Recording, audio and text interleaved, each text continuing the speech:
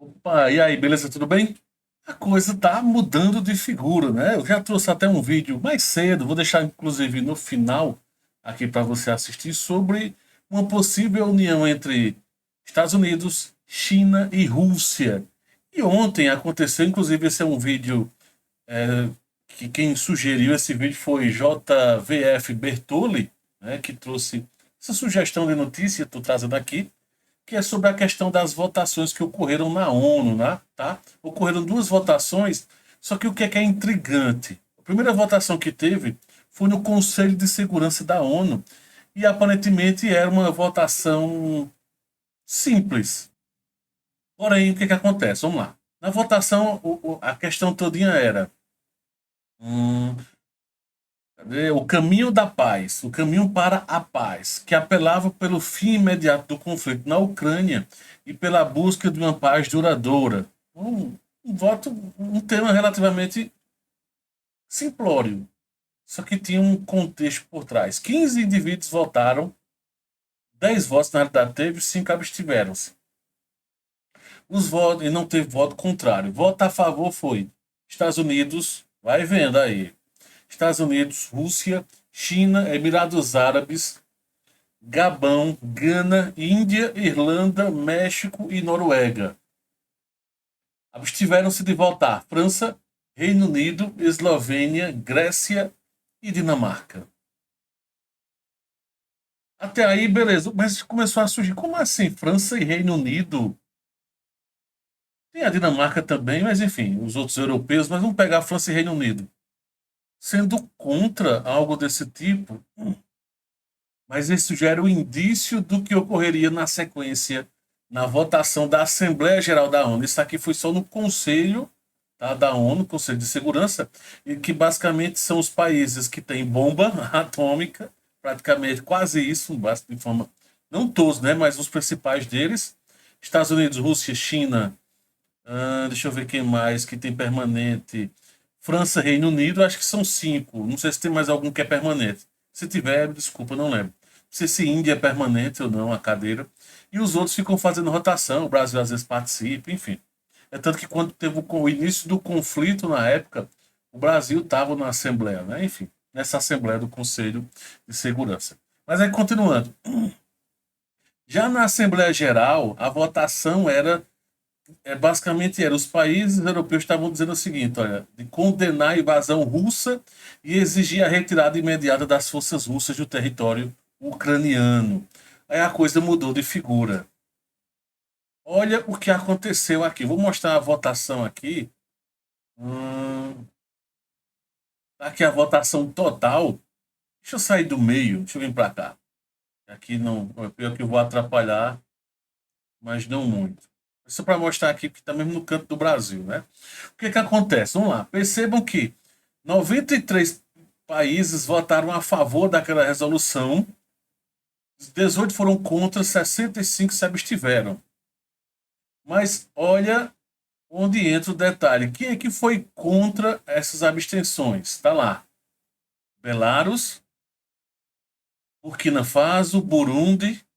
Por enquanto, países que são bem próximo e pró-Rússia e China, por sinal.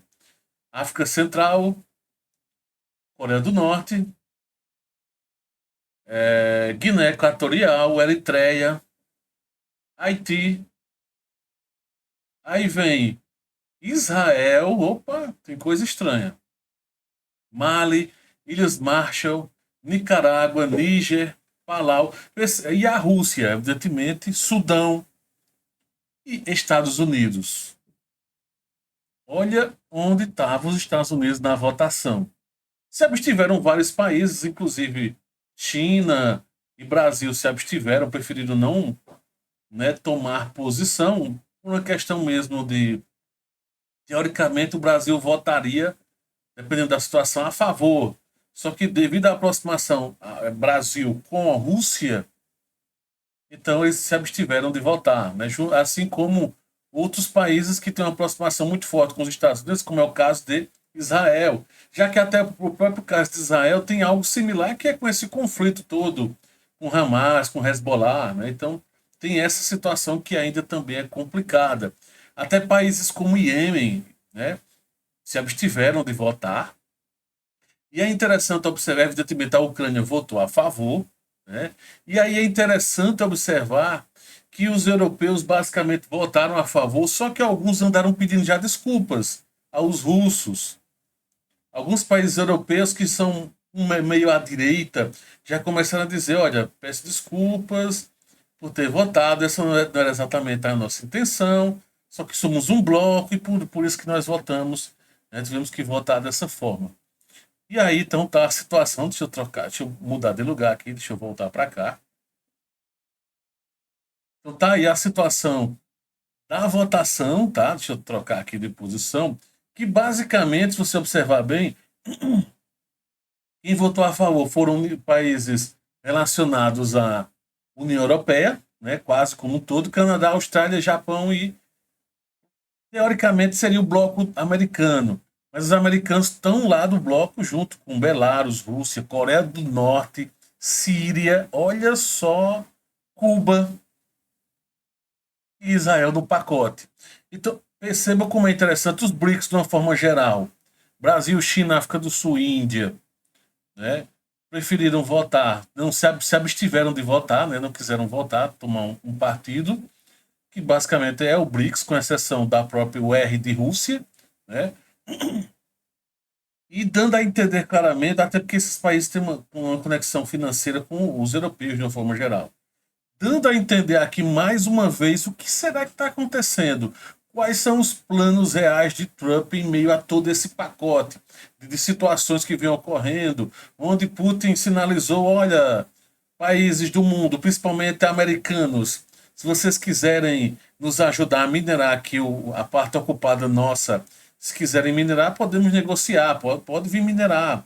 É tanto que a China já está presente no setor, na parte logística, e ele deixando bem claro que os americanos podem vir sem problema algum a participar, né? Então tá aí a situação, que é mais um movimento dos Estados Unidos indo de encontro ao que está, né, com o bloco europeu. Será que vem algum rompimento mais forte? Será que a OTAN, esse é o primeiro passo para que a OTAN, como nós conhecemos hoje, deixe de existir? Perceba que isso cada vez mais vem ficando muito claro. Trump sempre foi um crítico ferrenho da forma como ocorrem essas questões relacionadas à OTAN, como, por exemplo, os americanos têm que investir financeiramente muito mais alto se comparado com os países europeus, e que, de uma forma geral, são os países europeus que costumam precisar da OTAN. Na hora do vamos ver, né, sempre o Trump está reclamando, dizendo do tipo: olha, vocês europeus, comecem a resolver as guerras de vocês. Né, que foi mais ou menos isso que ele disse recentemente: olha, nós temos um oceano aqui dividindo tudo. Vocês, europeus, resolvam a guerra de vocês aí, resolvam os seus conflitos, se virem. Basicamente é isso. Tá? Tá aí a situação estranha, mas que não sei exatamente o que é que Trump vai buscar. Se é isso mesmo, é um rompimento com a OTAN, e para isso ele precisa fazer esse movimento. China, não China ainda exatamente, mas Putin andou conversando com Trump. Eu não lembro quem falou primeiro, eu creio que foi Trump que comentou que seria interessante as potências mundiais, como o próprio Estados Unidos, a Rússia e a China, reduzirem 50% as suas ogivas nucleares. E Putin meio que sinalizou dizendo que era interessante, sim. Evidentemente, você deve saber muito bem que, não sei se sabe ou não, mas para você manter uma bomba atômica, ogivas nucleares ativas, e que não cause problemas para todo mundo, é um custo elevado. Você tem que manter todo um processo, um cuidado especial, uma série de protocolos. Não é só simplesmente você montar uma bomba, deixar lá guardada e acabou. Existe todo um protocolo específico e especial para isso. Muitas vezes acontece de você ter que desarmar e surge nova tecnologia e fazer uma substituição. Então não é tão simples. São custos muito elevados. Fora o sistema de segurança, que tem que ser extremamente elevado, para que outros países não possam invadir lá aquele local e pegarem essas suas ogivas. Existe todo um trâmite que é muito complexo e caro. E, evidentemente, se eles começam a reduzir a quantidade de ogivas, vai ficar menos oneroso o processo. Até como o próprio Putin andou falando, dependendo do objetivo num conflito, é muito mais viável você utilizar outros tipos de equipamentos para atingir os seus objetivos. Ele está provando isso. Né? Ele deixou claro recentemente, quando ele estava falando, sobre, por exemplo, sobre a bomba Oreshnik. Né? Mas é isso. E aí me diz aí tua opinião. O que, será que está acontecendo? Será um rompimento OTAN, União Europeia com os Estados Unidos? Em meio a tudo isso, nem todos os países da União Europeia estão exatamente pró-Europa. Alguns são mais próximos da Rússia. Como é que vai ficar esse novo rearranjo?